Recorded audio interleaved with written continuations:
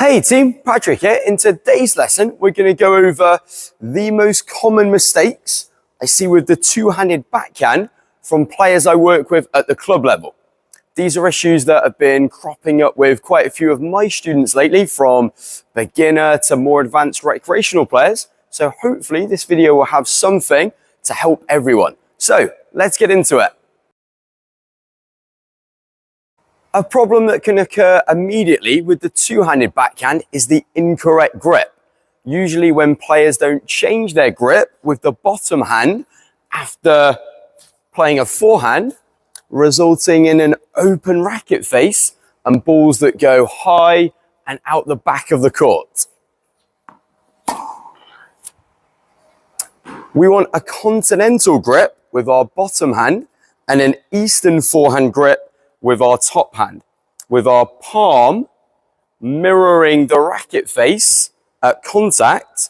And this is going to give us a very neutral racket face and make it easier to achieve a contact that's out in front. The next element I want to cover is the setup. And for players that are late with their preparation, the reference point I use is we should have recognized the direction of the ball and made our unit turn by the time the ball crosses the net. And players often don't turn enough with their upper body. We want our shoulders turned past 90 degrees. So we show our shoulder blade and not our shoulder to our opponent. I find the neutral stance is best for players to achieve this coil of the upper body and get the tip of the racket going all the way back towards the back fence.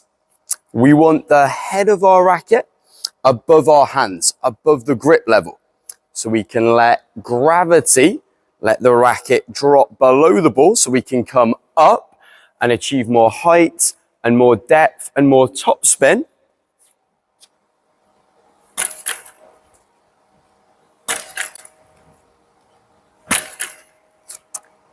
We get this momentum naturally through this loop, and we can stay loose and relaxed with our arms.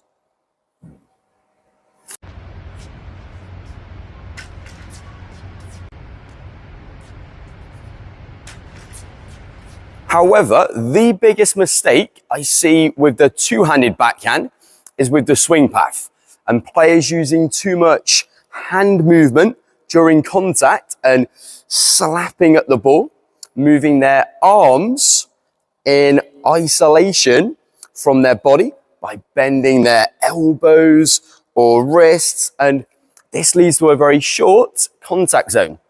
The length of time our strings are actually facing in the direction of our target, and we see these tucked up, collapsed finish positions. So like all our shots, instead, we should start with this uncoiling of our body using the kinetic chain and transferring energy from our legs to our hips, to our torso, and then our arms. Initially, keep the racket to the hitting side through contact so we can extend our arms through this long contact zone, and don't bend your arms too early. This will get your elbows up on the finish with this space between your elbow and your body, showing you've really hit out through the ball, and you'll touch your shoulder blades and not the front of your shoulder. Don't be afraid to let your back foot come around during the follow through to accommodate the swing path and aid in this recovery back ready for the next shot. A couple of exercises you can use to strengthen these muscles and create this feeling are to use a resistance band and pull up and across using your hips and body first, like I'm demonstrating here, or to throw a medicine ball, as this will encourage you to use your body and extend your arms. This is a 9 kg medicine ball, and it would be very difficult to throw it with just my arms like this.